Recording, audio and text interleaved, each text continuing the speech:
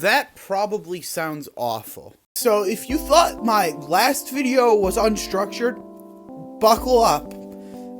Because this one is straight up just me going to be rambling off what I have in my head. The last one I had actual notes for.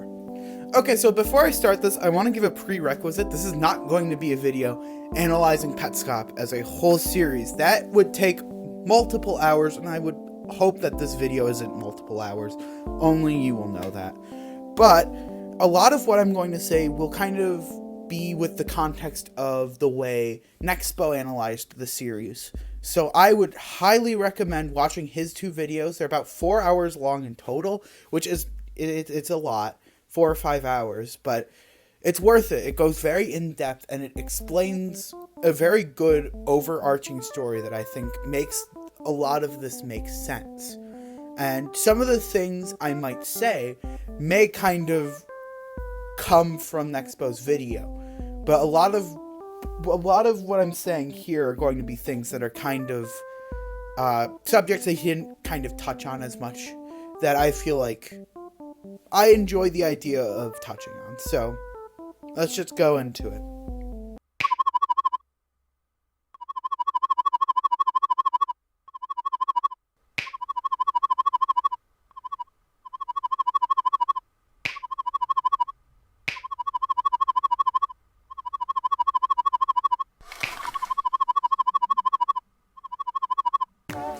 So, this dialogue box in Petscop 13, I find this really interesting.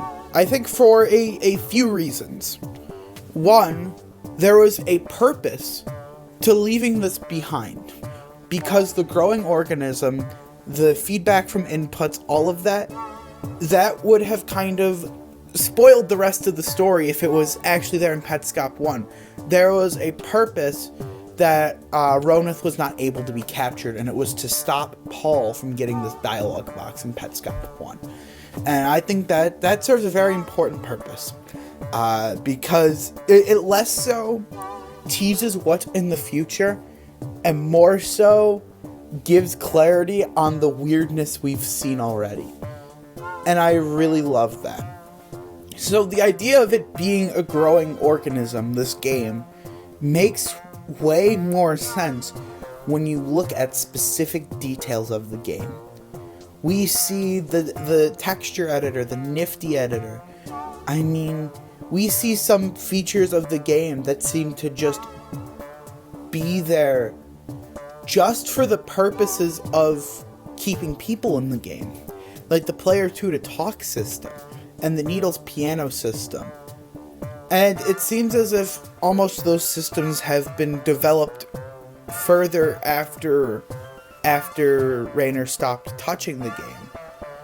The game has kept growing as it's been in storage. It's a really odd concept to think about. And before I move on to the next thing, which is a great example of the growing organism, I want to point out one tiny detail in the text. This is like a pyrocynical Petscop video level read, but in the first text box, it says, "Congratulations, you have caught every pet in even care, besides Tonith, who isn't here yet." And that seems pretty innocent, or seems pretty regular to think about. But when I think of, if I, as a game developer, would say something isn't there yet, I would say it hasn't been added, or it hasn't been finished, or it hasn't been implemented. But to say it isn't there, or to say Tonith isn't here, is a very, human way of putting it. And it's very interesting to me that Tonith isn't here is said in the same sentence, in the same dialogue box sequence that says that the game is a growing organism. I think that text wasn't originally there, or at least was added in as Rainer shifted his focuses from even care to the new maker plane. Because we know that there are possibly 2 instances when Rainer would be developing the game, 1997 and 2000. And if he was developing it in 2000 and was just developing the new Maker Plane stuff further, he probably added that in because that would have been after Michael died. I think that is just a really interesting way to put it, because Tonith is in the game. His text boxes are there. You can catch him. He shows up and everything. And his text boxes obviously aren't finished. They're far from finished and are very cryptic, like how Rainer usually types out stuff. But it's really interesting to think about, to me. I think that was based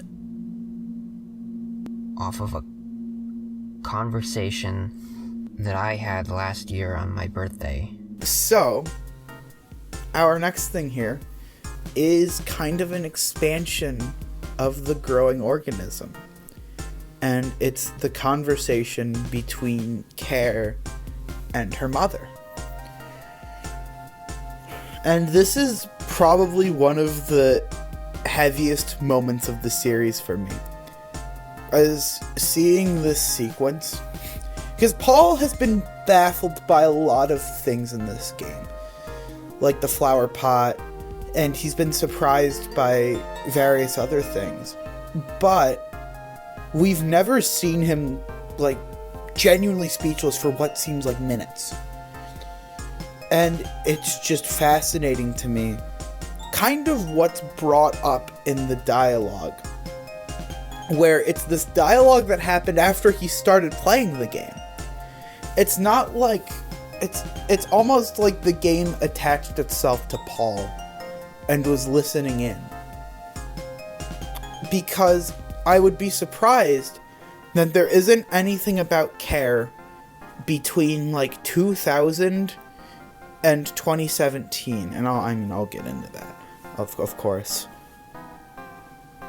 There isn't anything about Care between those times, which is very odd. And then it makes me think that the birthday sequence was an added element of this growing organism.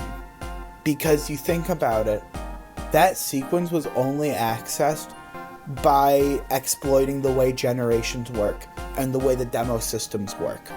It's like the one point in the game where you are actively using its exterior mechanics to finish a puzzle. So it almost makes me think that birthday sequence, like, wasn't there when Rainer was developing it and was something that grew out of Paul picking up the game. In a way, recordings have the power to raise the dead. They're kind of scary. So that's a quote that is in the channel description and is in the description of multiple videos. And it's interesting to think about kind of the quote in general away from petscop. A recording of anything, a photo, a voice clip, a video, can bring back a moment right away. No matter the state of who was in it, it will bring that clip back to when it was as it happened. It's interesting, too, to think about this in the context of Petscop, because the first time that quote was used was in Petscop 17, which is, if you remember, the Petscop where the secret menu was accessed, and whoever, the Paul AI, or the demo recording, whatever it is, was able to access all of these recordings, all these old demos, these room impulses. And it's just really fascinating to me that they chose to use that quote then, because we see multiple recordings from people like Care and Tiara and Marvin, who are people that we really never get a chance to interact with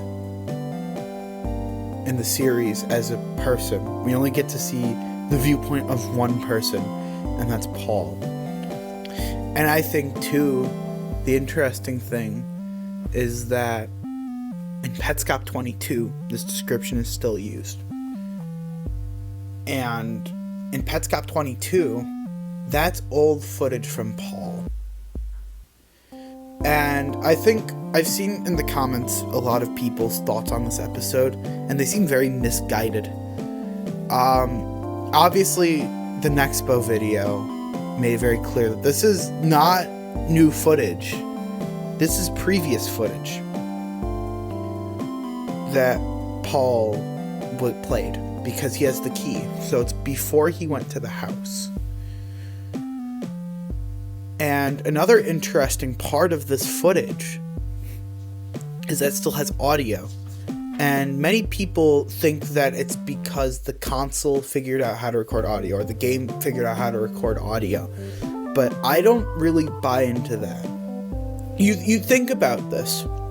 Paul is recording this off of a real PS1. He's playing it on probably like a CRT TV, and he's recording all of it. So you think, based on how, you would record a modern thing, you record the mic and the video at the same time. But I think that Paul is using like a separate video recorder and a separate audio recorder. And I think he might just leave the audio running just for convenience, or he forgot to turn it off. But then he turned off the video recording, and that's why he says he wasn't recording. Because the episode we see that it's in the middle of, petscop 10, its ending is very abrupt. It just kind of stops, right? And we don't really know why.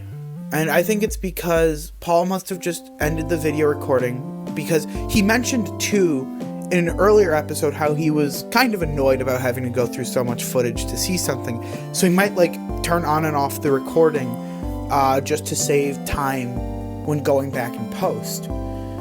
And then he missed something. He missed getting hit by the car and seeing Belle. And I think obviously we know everything with Belle, so I don't need to go into that. But I think it's just interesting that the family chose to continue. They held on to the raw audio of what happened. And they didn't know what happened. They couldn't describe it in text, because Paul was just kind of yelling, "What? What?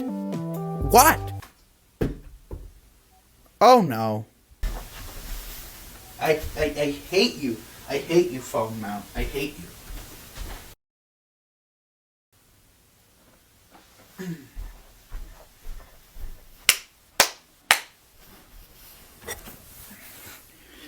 I do apologize for that interruption. However, I think it's too funny to not leave in the video. So I think it's just interesting the family chose to hold on to this audio recording that they obviously didn't know what happened in. What happened when he was playing. And they chose to use this recording feature, this demo feature, and to go back and see what happened during that recording and to sync it up with the audio again. Because, we see the recording thing in the corner. It's not even a demo. 2, it gets to the point where in petscop 10, we see the demos of the school. And it's not exactly explained how Paul got there. And I think it goes to show that unless a recording is specified otherwise, everything we see is from Paul or whatever is being Paul in the system. I think it's interesting too, this kind of brings up the question of what happened to Paul. That's never really answered. And I can't give an answer either. There are many things that could have happened. Maybe Paul didn't feel comfortable recording his voice anymore when he played Petscop, and just was forced to finish it by the family, so he just did as much as he just went right through as he could instead of trying to continue. Because it's clear after Petscop 14 we never hear from Paul again, right? Because Petscop 14 was a monumental episode for him. He just figured out that this game was somehow able to see into his life, being able to see pull out conversations that happened, see the website that he created around petscop. So I can imagine that episode was a turning point for him, and he was like, I don't want to do this anymore. So there had to be some kind of compromise. And it very well could be Paul didn't want to record audio anymore, and that's why we don't have any audio of him exploring the school. Or that demo where we see him exploring the school, because that was in between him finding the house, that could be also he just never recorded the audio. He just came back to the PlayStation and started messing around in the school and didn't make it anywhere, so he quit his file without saving, and then in Petscop 11 just continued on to find the house. That's what I think happened. No, I don't think that can be it, because we see that he has so many interactions with Tiara and Marvin in these school demos that it wouldn't make sense that he didn't mention any of that.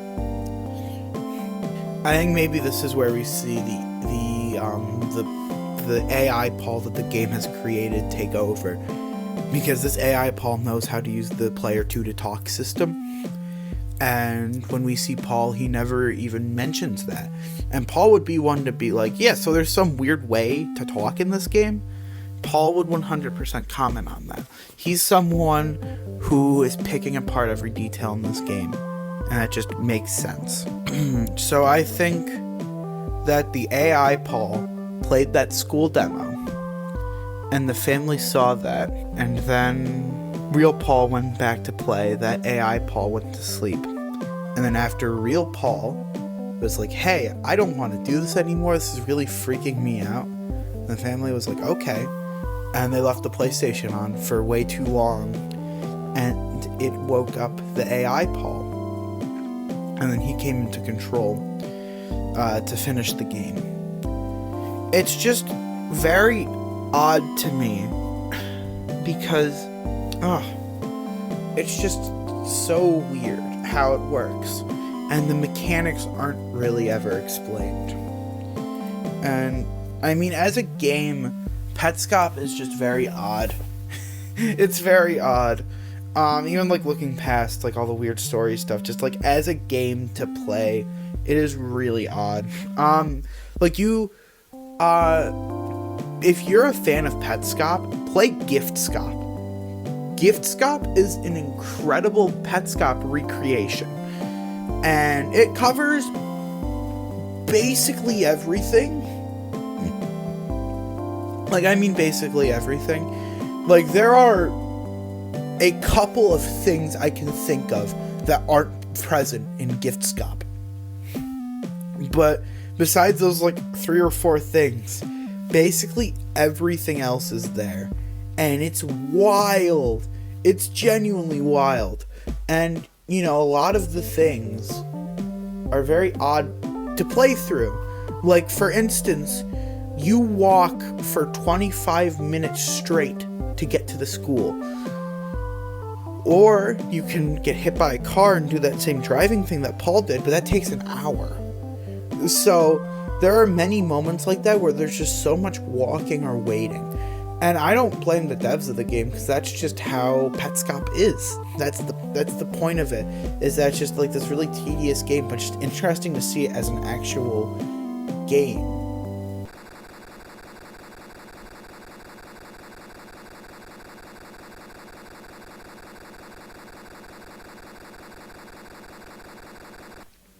We're on to the next topic, and this one is, I don't even, this is such a dark series, I'm not even going to say it's one of the darker things, because it's just not, but it's very implied that Rainer killed himself in the bathroom, and I forget if Nexpo even mentioned this in his videos, but the fucking Care A pet text boxes are a suicide note. They are outright a suicide note. You can see that when you read them. Hold on, I need to just read off exactly what it says so I can remember. I'm still on the right episode to look at all of this, too. I told you all we would never find Carey. Like, that's just that's almost like a closing statement to the point of him making this game. My brother didn't want us to find us because we all knew we were looking for Michael A. That's just because... Oh, God. And then Michael is just a whole other can of worms. I don't even... Like, there's not many good... There's not enough information on Michael for me to make any good kind of sense of what part he's meant to play. I'm back. This is my present for you. So, I'm back implies that he's already disappeared, or this is meant to be given after he's already committed suicide and people have already processed his death. And someone is reading this and he's saying he's back. Like how recordings can raise the dead.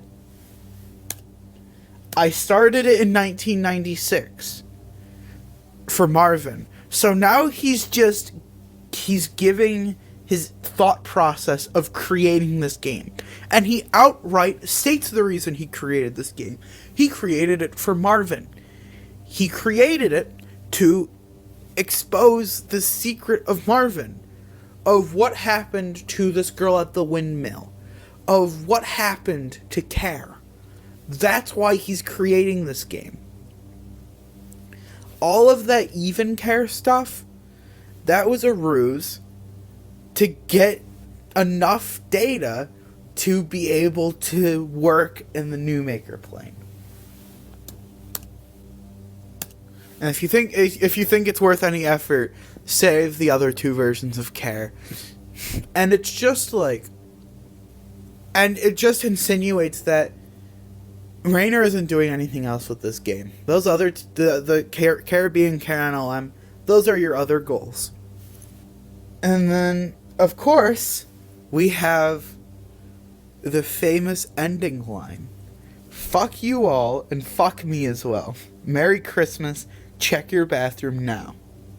And I just have to say, I understand why the counselor says to Paul, kids saying swear words is weird. They just shouldn't. And that's how I feel about this text box here. You have this bright background that was used to show cute little tidbits about pets and information about them. And then you just have what is basically a suicide note. It's just fuck you all and fuck me too. And it's just so jarring to see. I feel like this atmosphere that Tony Domenico was going for when he created this was achieved perfectly. Oh my god. And yeah, check your bathroom now. I think this insists that he gave this game as a gift. For Christmas, yeah. This game was a Christmas gift.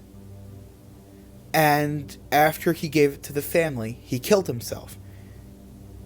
I'm going to guess in 2000, because he specifically highlights Christmas 2000 in the house, as well as Christmas 1997, because Christmas 1997 is significant to the story he's telling, and Christmas 2000 is significant to the people who are about to play the game. I think just another little piece of evidence that just completely confirms this. The first time Paul enters the bathroom, there's a ramp leading into a filled bathtub. I don't think I really need to say anything else. That makes it pretty clear. That makes me think the first time Paul played it, that the first time he went through the house, that was in Christmas 2000. Because I would think 2000 would be the year that Rainer killed himself. But then Christmas 1997 is when he comes in again. Because that's when it's more significant with care and such, and it's significant to the story that he's telling. It's just very interesting to me. What? Why would I be in a car? I'm playing petscop. Why would I be playing petscop in a car? Okay, this is going to be a little bit of a shorter one. Why is Paul playing petscop in a car? Why? This is, I think, probably the lightest thing on this list in terms of, like, theming. Why the hell is Paul playing petscop in a car? He even lies to Belle and says, why would I be playing petscop in a car? Why did he do this? Why? And I think it's simply the fact that after a certain point, it's stated that a deal needed to be made between the family and Paul. Actually, it's just like a whole description thing. Basically, it's just that there were some recordings in 2017, and then Paul didn't want to continue playing, but then him and the family came to an agreement to continue playing. And what I think is that part of that agreement was that Paul didn't feel comfortable playing the game at home. He didn't feel comfortable having that PlayStation in his house with everything that was on it, with everything that the game was doing. So I think he just straight up said, well, I'll just play the game in my car then. And how he's doing that, I have no idea. Does he bring a generator with him into the car? Does he use his cigarette light adapter to plug it in? Like, what is he displaying it on? Is he playing it, like, through capture software? I don't know what he's doing to play it in a car. That's just such a weird thing to me. Like, even like when the game says to growing organism, he just gets out of his car. Why would you get out of your car? I understand, like, if the footage just, like, suddenly cut off, but why would you just open your car door and get out? Like, it's just such a confusing thing that was just kind of added on. And it's, like, one of the aspects I think is, I feel like if there was a little bit more detail with it, I think I'd like it a lot more, but I think it's just so little detail. But I guess that's kind of, again, the nature of Petscop, is you're meant to draw your own conclusions. This was more of a rant, actually. Like, this little tidbit. Next part.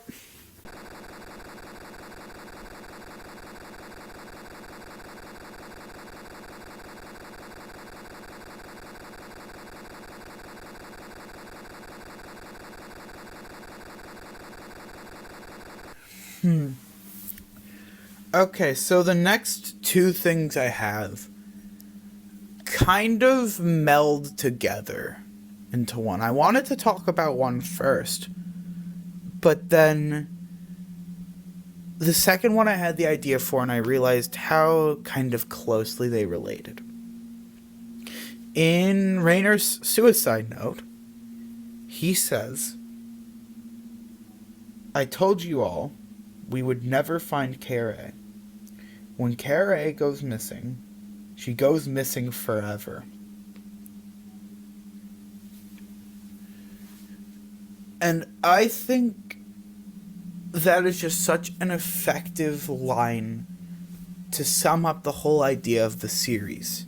The idea of the series is kind of confronting this very traumatic, very horrific event from the lens of someone who wanted to represent it in a medium that they knew well. Rayner knew how to make games. So he made this game to tell this story that wasn't really made public.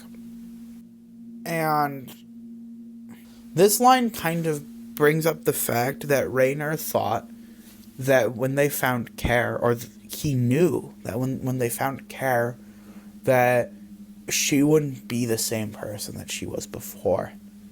She would be changed dramatically from how she was before she was kidnapped. And he was trying to express that to them, that you may find her, but she's not going to be who she was. And that was true.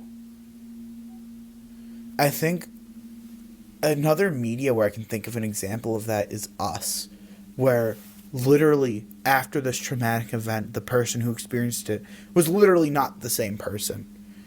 That's more of a more fantasy take of this idea, but it kind of still rings true.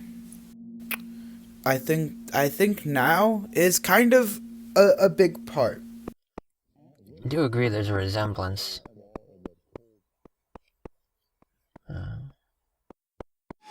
Care is Paul. That's pretty obvious. That's almost confirmed. That's not like some hidden detail in the story. I don't know if this is canon, actually, with the way the sound test menu is in the series. I will actually confirm this right now. I will put this in editing if this is canon or not. But the sound that plays when Paul sends a message is titled in the sound test menu Care Message. And also from the recordings, we have 3 significant people who have played petscop in the past. Care, Marvin, and Belle/Tiara. And who are the 3 people that we see who are actually in the game? We see Marvin, we see Belle, but we don't see Care. That is until Paul turns on the PlayStation. He starts playing through. And I think the game recognized that he was Care. And what's more is that Care is represented twice in the series. Well, technically once, but it appears twice in the series with a red pyramid. And each of the separate players have their own identifier, but they just see themselves as the Guardian Spray when they're playing. And in Petscop 12, we see from the perspective of Belle as she is freed by Paul. And who do we see on the other side of the mirror? A Guardian Sprite with a red pyramid on their head. So why is this? Why are we listening to Paul's commentary and not Care's? Paul is trans. Okay, so I'm not even going to take any credit for this theory. What I'm going to be saying is mostly coming from what I remember from a Nightmare Masterclass video. He made a really long series analyzing Petscop, and I only watched the last episode of it, but he brought this up, and I thought it was a great point. Also, I am someone who's transgender. Of course, I'm gonna love a theory like that. Anyways, what does this theory entail? After Care got kidnapped, as she grew up, she began to transition. When we see Paul in the series, he's 25. And I would think that would be old enough and recent enough where it'd be like, 2015 through 2017. I would think, Paul would be able to get on some sort of gender-affirming hormones. And I think there are a couple dead ringers in the game, too. When Paul first goes to the school and enters the 2nd floor, the counselor, in front of it says the letters girl. And Paul isn't allowed into the counselor's office. However, when those letters disappear, he is allowed. And again, this is from Nightmare Masterclass's video. And then, when the counselor talks to him, the counselor asks for his name, or asks, "We have this. This is the name of your file, but is this your name?" And then Paul just puts in Paul, and that to me does sound like a counselor asking if someone is transgender, or if someone is thinking of that, and what name they would be preferred to call.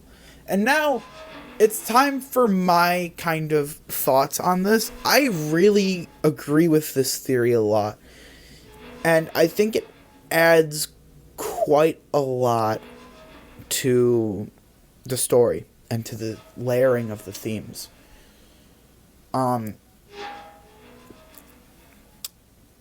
Often what I've sadly seen is that quite a lot of transgender people have childhood trauma and have had issues with their family in the past. It's sad to see. And the way I see this is that Paul almost became a new person and almost forgot about his past, which is kind of weird to say. But you think about it. Why would he not recognize the name Care? And I think it's just because he's very deeply repressed his childhood memories. It's because he doesn't remember any... The only things he talks about from his childhood is that he doesn't remember anybody going missing, and that he's seen Rainer once, and that he was downstairs playing games the whole time. He saw Rainer at a birthday party. And that's all we know about from Paul's childhood. With a game like this that so deeply depicts a family situation that Paul is at the center at, he doesn't remember much of it.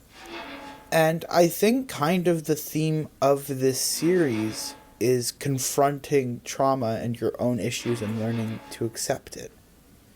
And we kind of see that as we continue. The game recognizes Paul and knows what he is now.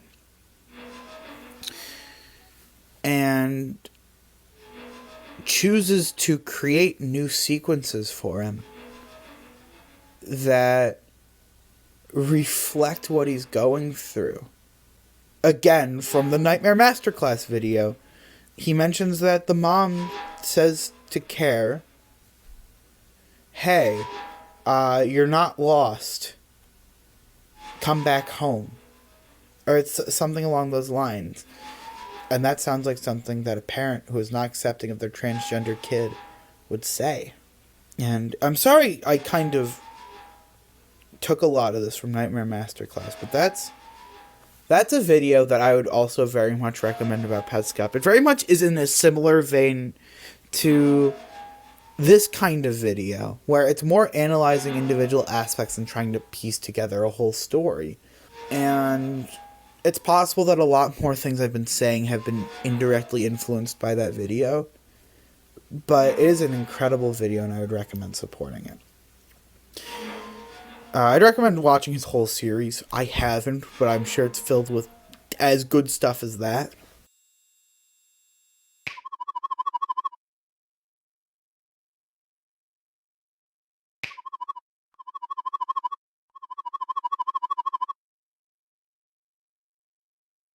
So, now we're on to our last topic. I kind of took my time to analyze this the best that I could. So I want to give credit to u/1243. I'm not sure if I'm saying that correctly or not. But he found that in Petscop 2, when Paul goes into Tool's room, one of the papers on the wall is the same as the red writing on the chalkboard. It's the same texture. And the red writing on the chalkboard, I kind of want to give an introduction to that. We see the caskets in Petscop, and it kind of answers a few unanswered questions. It gives us what was behind those black sensors when we saw them. And it gives a very detailed description on each one and what each one means. The flower pot is connected to Paul's trauma of being manipulated and being psychologically abused. The red pyramid is a representation of Care/Paul. And it's a representation of when Rainer saw Care. We see the stencils. We see what's behind the black bar in Petscop 14. And it's this stencil. I'm going to guess it was like created by Marvin. Like stenciled hands on the wall that were like painted to the wall. And Rainer helped paint over them. Or I'm going to guess at least you're meant to paint over them. And the thing I find is that these are the objects that most closely represent what would be in the real life. The house is crude. It's incredibly crude. The beds are crude. Everything else is basically fantasy. The windmill is very crude. But these specific objects, they're detailed. They're complex. They're high quality. They're very specific to real life, except for maybe the care one. But that one is still very specific to that use case. They are all very specialized in representing something that happened in real life. And they're all connected to the real life events. A lot of what happens in Petscop is very fantasy and is very disconnected from reality. But like in terms of what happens in the game itself, not everything is a direct representation of real life, obviously. Like, Care NLM is not stuck at the bottom of a shed. But we see these real life representations that are intended to be real life representations. And there's one odd one out of these 4 caskets, and that's casket 4. It hardly has a description. In fact, let me read it off for you real quick. 5 words, written on a chalkboard, in the dirty building you inhabit. That's it. And we know that this is directed towards Marvin. The rest of the New Maker plane everyone can access, and some of the dialogue is directed towards Marvin slightly, but it's very understandable to everybody. But this room that we see is only accessible by Marvin. And we see him read off something that was only meant for him to see. 5 words written on a chalkboard in the dirty building that you inhabit. What does that mean? Well, when we see the picture, it's still, even with the Petscop 2 one, it's still very, very low quality. However, I kind of tried my best to interpret what I think it could say. I think the first word is definitely Garalina. I think full stop, that is the first word. So we have one word.